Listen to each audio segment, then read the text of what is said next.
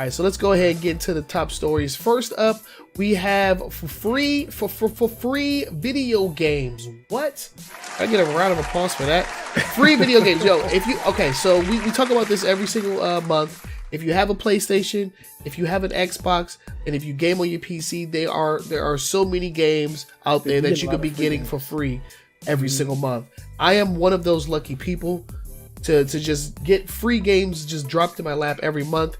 And this month is no different. And we actually have some pretty decent games on to look at this time around. Sony came big. I mean, looks like they're trying to match Microsoft tit for tat, because Microsoft's August was pretty strong, and Sony is not actually disappointing this month. Right.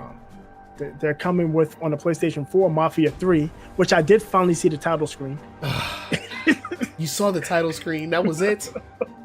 No, and I watched the intro cinematic. Okay, yeah, that's a good game, man. You should definitely get on that. Yeah, and then they also have Dead by Daylight, which is interesting because it's like what's the other game that went out of business with the monsters? Evolve. Yeah, it's like that. A 4 versus 1. You know, 4 survivors and 1 killer. Yeah, and basically you got to get away from the killer, and not be caught and killed. Which is like a high stakes hide and seek. Yeah, basically. Yeah. So there's that. I mean, those are 2 great games. Those are 2 highly acclaimed games, I should say. Yeah. So yeah, I mean that's a really good deal from Sony. And then we're going to talk about 4 games that nobody's going to be able to play.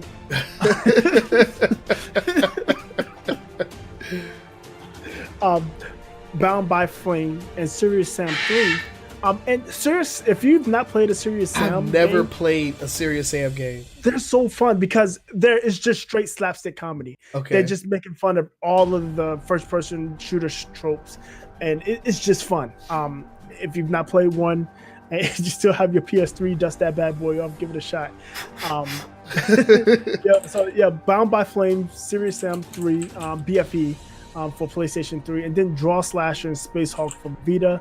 Space Hulk is actually I've heard good things about Space Hulk.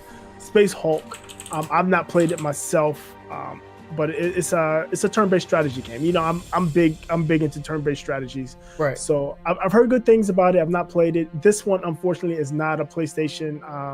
What do you call it? Their deal? PlayStation. I can't remember. Cross-buy. Can't cross-buy it. So I'm not going to be able to try that. Unfortunate.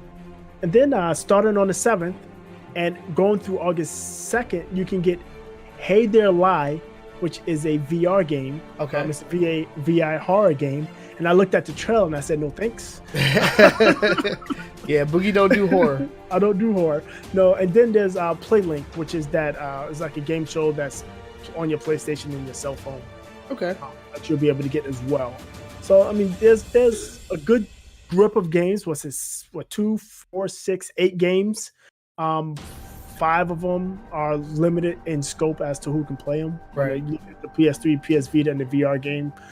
But the just the 2 PS4 games I think are worth it for this month. Yeah, two. That's what I was gonna say. The 2 games that they're offering on PS4 are top notch. Definitely for free, you'd be silly not to try them. Oh yeah, definitely. Especially Mafia 3. I'm not too big into the like team survival or like gameplay or whatever, because it's similar to that Friday the 13th game too, where you're just a slasher of some kind, and they actually have a lot of guest characters in that game too, which is pretty cool. But Mafia 3 is dope, dude. Like I am shocked and appalled that you haven't at least done the tutorial mission yet. I mean, damn, Boogie, come on, man. It's a shame. I should be embarrassed, but I am not. Yeah, my backlog is pretty ridiculous as well. I should stop before we start pulling up the fact sheet on me.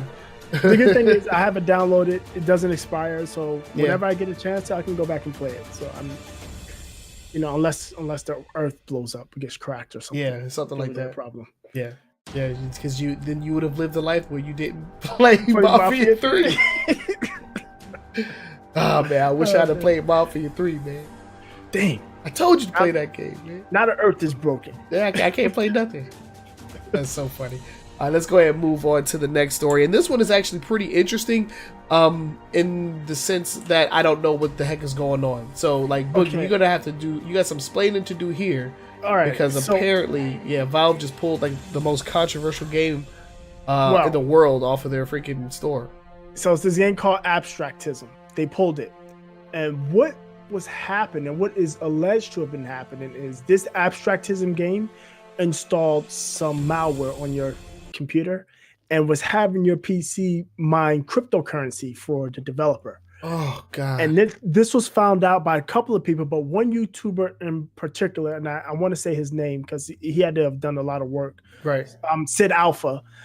Basically, he looked at the game and he looked at the resources it was using, and if you look at the game, it's basically line and block puzzle game, right? But it was using resources for like a high-end 3D graphics game. And this YouTuber dug deeper and deeper, and what he found out is the profile of the CPU usage is identical to that profile of a computer that's doing cryptocurrency mining. Oh Lord! And Valve took a look at it, and it seemed that they didn't like what was going on, and they pulled it immediately from the Steam store. So yeah, you got to be careful with some of these cheap games. And on top of that, they also offered some DLC, which was a direct ripoff from Team Fortress. Team Fortress. We're not too sure what it was for. Or why? Yeah, because when I was looking into it, I was like, I can't really find exactly what they're talking about. Right. It's really no reason as to why that particular item was in there, other than to try to create revenue, I guess. It's unclear. But yeah, it's just a lot of issues that were going on with this game. But the biggest issue is that it was using people's PC to mine Bitcoin, or not Bitcoin, cryptocurrencies.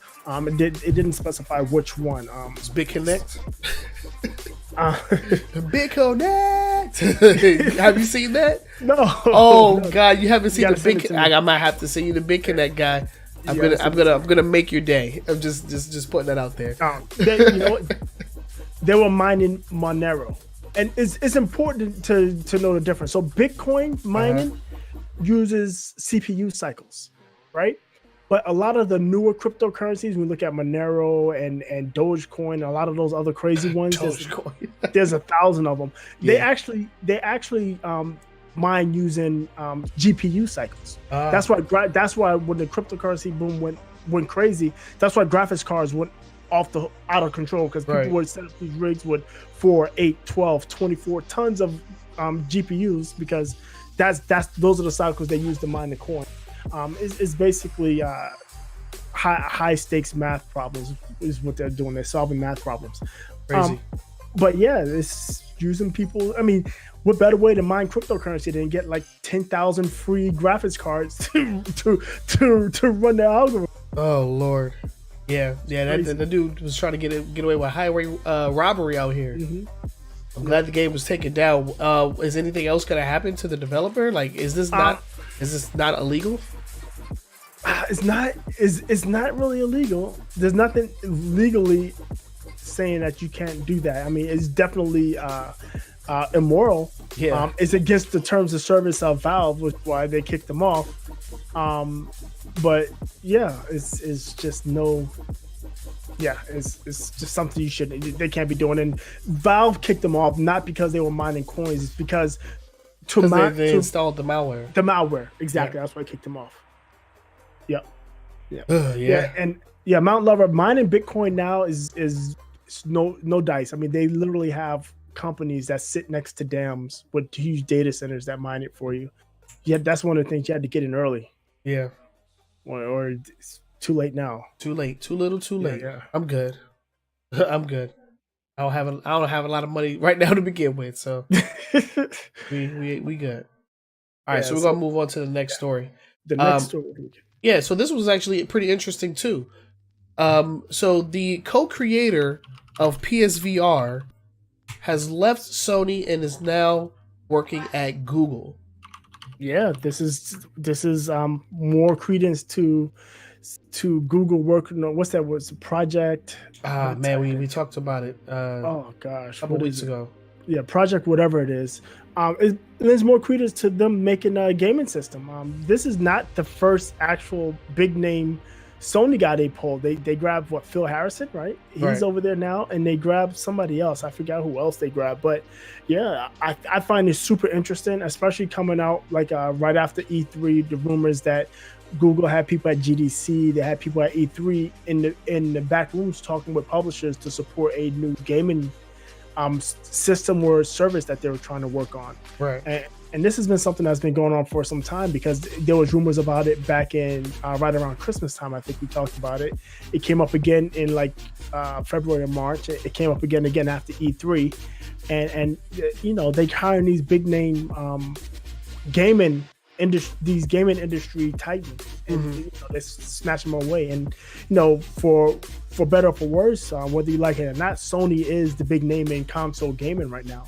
And if you grab in their high level execs to work on your secret project, I mean, you know, Apple is Apple, a spade's a spade. Yeah, Google seems to be trying to get their ducks in a row so that they can go ahead and launch something that will you know, be substantial. You know, it won't be like something like niche and small like these other upcoming consoles like the VCS and the what was it, the Commodore that we talked about, the Commodore C64. And the Intellivision's coming out too. Television, yep. Yeah, the Intellivision and the VCS are new console. The C64 is just a retro console. Well, that's like a retro console. Nintendo Minis or whatever. Right, but yeah, it seems like they're trying to make a bigger impact. They're not trying to just, you know, release something small to like, you know, sit on the side. They're looking to try to take over. Right, they want that spot taking up your freaking TV case or whatever. Yeah, they want that spot in the living room. It is interesting because they have another problem. I'm going to segue into our next story here, but they need to change their business their business model if they want to jump in here, because Fortnite, which is out on mobile but not out on iOS yet, is skipping the Google Play Store. That's right. So I was confused because it's already out on Android, right? No, it's out on iOS. It hasn't come out on Android yet. Okay, it's only on iOS right now. It's coming out on Android, and they're skipping the Google Play Store, and they're not hiding the reason. Tim Sweeney, who's I think he's like a game director at Epic Games. He's at Epic Games. He said, "Look, we're not going on the Google Play Store because we don't want to pay them 30% for every transaction on iOS. You know how we were talking about how they're making $8 million a day, or something, $8 million a week on iOS. Well, 30% of that $8 million is going to Apple. So like 2.4 million of that $8 million goes to Apple." And Tim Sweeney said, what Apple Store gives, what the App Store gives us, what the Google Play Store gives us, isn't worth 30%. And he also said if he could have skipped it on iOS, he would have. Oh Lord! So yeah, the way it's gonna work is you got to go to the Fortnite website, you download an APK, and you'll sideload it onto your Android device, and you'll play it that way. That way, all the revenue generated from that game goes to them 100%, as opposed to paying 30% to Google. Oh man! And it's interesting. There's been smaller companies that's done this. It's problematic when it's like smaller companies, because that's how you get malware on your phone. Right, you skip the App Store. But when you're getting something from Epic Games, you go directly to their website. It's clearly and certified Epic Games. You know they're not going to install malware on your system, so on your phone. So it's that they have that trust there. And Fortnite is so huge, people are going to do what they need to do to get it. Yeah. I mean, this doesn't seem to be bad news for anybody unless you're Google, because like you're just not getting a cut of that profit. And what's weird is that they would even get a cut to begin with, because the initial install is free. Like it's a free game. So on all microtransactions, if your game is on the Google Play Store, they get They get a cut 30%. 30%, yeah, just like an Apple Store, just like on this. That's part of the reason Sony's not and Microsoft take sales. You're breaking up on me. What happened? I'm sorry. Sony and Microsoft take percentages of sales off of their stores as well. Right. All of them that are in those ecosystems, they get a cut of the sale. And Fortnite is just like, it's not worth it to us to pay you this much money for little to no support. I mean, at the end of the day, when somebody has a problem with Fortnite, they don't go to Google, they go to Epic anyway. So they have to deal with it themselves. So it makes sense for Epic to do this. It makes sense for them to say, I'm not, especially considering the amount of money that they're breaking. I mean, they make like $8 million a week. Ugh, and you got to pay out money. You got to pay out 2.4 million of that. Why? That's crazy, right? Just to have it posted on there. Yeah, just to have it posted. I think Fortnite is big enough to avoid that. To avoid the Google on this one. And what Google has to worry about, because like I said, iOS is locked down. You can't, if you want your your game or app on iOS, you have to play by Apple's rules. Right. And the thing is with Apple, and this has been documented a lot of times, is it's always documented. People that own iPhones, they spend more money per user than a person that owns an Android. So even if you're paying that 30%, you're still getting a audience that's spending anywhere between 30 to 75% more money on your items than they would be spending on Android. So when you take that into effect, losing the 30% on Apple but getting 35 to 70% more revenue, it kind of balances out. But when you move to Android, where the pickings aren't as thick, where the pickings are a little slimmer, you're losing out at that point. It's a losing proposition. And what Google has to worry about is if other big names, other companies, I mean, if EA starts doing, I mean, there's a lot Nintendo could do. I mean, this is something that sounds like Nintendo, right up Nintendo's alley. Oh yeah, you don't have to pay Google money. Yeah, bye-bye. Why not? Yeah, exactly. So, this is something this is something that could cause a problem. And like I said, one of the issues that people look at in all analytics is that the spend per user on Android versus iOS is just lower. Yeah, and I mean, I personally wouldn't be mad if Google implemented a similar policy to Apple, where the stores would, or games, if you wanted to have it on an Android device, you got to go through the Google Play Store. That wouldn't bother me personally, but I do feel like a lot of people will be upset about that. Oh yeah, absolutely, because that's Google's that's Android's ace in the hole, right? Yeah, I can do like more freedom. More freedom. It's free. I can load any apps I want without having to jailbreak or void my warranty on my Android phone, where on Apple, if I'm not getting off the Apple Store, I'm not getting it essentially. So that free Google is it's a catch-22, because if they lock it down, they're going to alienate all the people that are on Android because of that freedom. And if they don't lock it down, they're going to start losing revenue. Ooh, man, it'd be interesting to see what they do here. And like I said, them losing Fortnite is a big deal. That's a huge deal. That's a lot of money. Fortnite is making $100 million in 30 days. That's crazy. Man. That's a lot of money to be missing out on. Yeah, 30% or is better than 0%. I think in my opinion, for Google to get ahead of this, they have to lower their rate. Take it from 30% to maybe 15%, 20%. If they lower the rate, it may give people pause.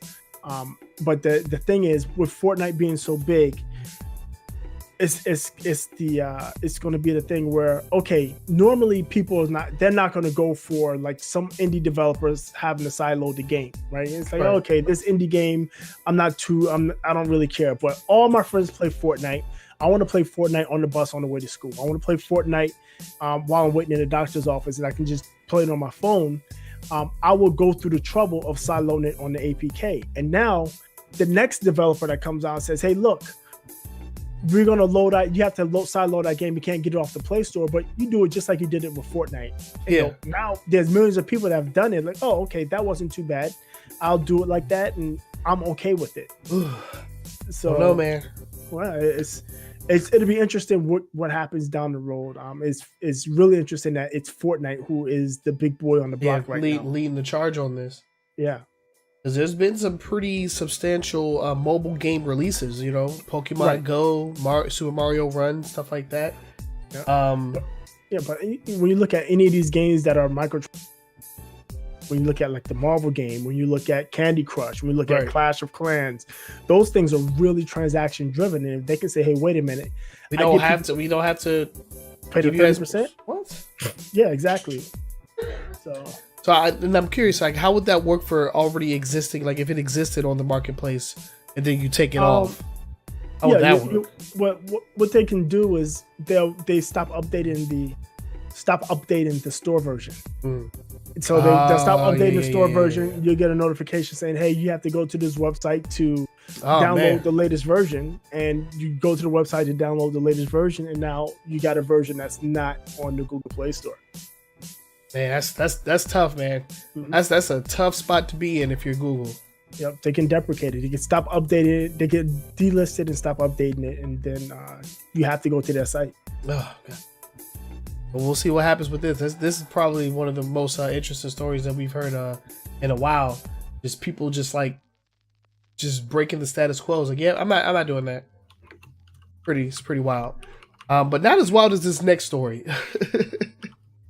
So you guys may remember we did a console retrospective of stories where we went back and we talked about each generation of console, starting from the Nintendo and ending all the way at the Nintendo Switch where we are right now. We started back with the Atari 2600. Atari 2600.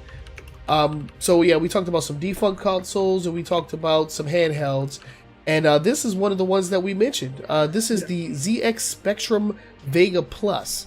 And Boogie, why don't you go ahead and take it from here? What are we looking at exactly? So, but basically, what this is, it's a system that was out the Ataris like in the 80s and 90s. Is the ZX Spectrum. It was big overseas in Europe. It's got a huge following. What do you want to call? Cult following? Cult following. But what's the other word? Nostalgic following back in Europe. And this company is called Retro Computers. They got the licensing for Sinclair, which was the original name of the console, the Sinclair Vega Plus. They got the original licensing. And back in 2016, they did an Indiegogo. They didn't Kickstarter, they did an Indiegogo to have this particular console delivered. Okay. 2 years later, they just sent out the first 400. They raised over £500,000, about 5,000 backers. But then they started running into problems. The first problem they ran into is that the games that they said they will load onto the console, they didn't have the licensing rights to, so they couldn't load the games. So that was a delay. There's been all kinds of fabrication and delays with getting them parts, getting the units made. They do have a version. They call it the ZX Vega. Is called the blankety blank version, which they'll send it with. They send it with a couple of demos and basically no, that's what it's called, the blankety blank version. Oh, really? Oh, okay. Yeah. I thought you made that up. No, blankety blank. It didn't come with the games. So it's blank slate. Yeah, exactly. So they started. That flew over my head. Sorry. Yeah. They started sending those out. And first reviews came in is like it's shoddily built. If you're looking at the image, the Sinclair, the little Sinclair logo is actually just a piece. Yeah, it's just a piece of paper covered by some plastic. Oh Lord. The screen is plastic and apparently came in a box scratched up. It didn't come wrapped. It just came in a box, no packing. Oh. It's just like bad all around. And on top of that, recently, and I think it's Sky that owns the rights. They pulled the rights for this retro computer company to use the Sinclair and Vega Plus name. So basically, they said, "Look, what you're doing is detrimental to that name, and you can't use it anymore." Right. So, and the problem with Indiegogo is you can't get your money back. Indiegogo actually is taking this company to court. Woo! So they're trying to take this company to court and get them refunds because apparently they just kind of went out of contact. They weren't talking to people. They just kind of like, we got your money. We'll get it when we get it. And I don't know. I don't think this was a scam per se. I just think that the people that ran this Kickstarter were just in way over their heads. Right. No, that's wild, man. That is wild. See, I mean, yeah, and that's why like the like when it comes to like Kickstarter or like Indiegogo is not Mhm. looked at with the same quality as it was before. Because you Right. have like projects like this that get That funded and then they just crumble. and the thing with Kickstarter, I prefer Kickstarter and Indiegogo. Kickstarter, you don't pay until the product is done, right? Right, So you just give a pledge, and like when it's done and you start shipping it, I will give you the money then. With Indiegogo, you put the money up front, so they right. get your money and they do what they do with it. And if you get a product, you get a product. If not, you don't. Yeah, that's terrible. Yeah, and Yep. I mean I can't say that I'm too surprised. I mean we've seen stuff like this happen before where you know these small companies take on these monumental tasks and Hmm. can't follow through. There was a game that I was actually like really looking forward to. That was on Kickstarter, Hmm. and like man, like that's being looked at as one of the biggest scams of like that year. I think it was like 2015 or something like that. Oh wow. Yeah, Wow. so yeah, it's just crazy. But I mean, that's the risk that you take when you gamble, because that's exactly what this That's is. It's a exactly what it is. gamble. You have to be careful with this stuff because again, when you look at the Kickstarters and we look at the Indiegogos, there's no guarantee. They're not shops. No, There is basically you're being a venture capitalist. It's a right. venture investment. You're It's investing into an idea or something. right, exactly. And not all investments pan out. If you look at it that way, you really can't be upset when you don't get your Vega Plus or whatever it is that you didn't get. CX because- Spectrum Vega Plus. Right. But when you look at it like I'm going to Kickstarter to go shopping, that's not what you're doing. No, that's not what you should do. I mean, I mostly back projects that are being done by people that have already made something in the past and they're trying to make something else, but on a more independent level. So there was this guy that made a bunch of 2D Sonic fan games, and then he wanted to go into his own game. He made his own game. Right. And so I backed it because I was like, I liked his fan work, and he didn't get any money for any of that stuff because he can't, because that's illegal. Right.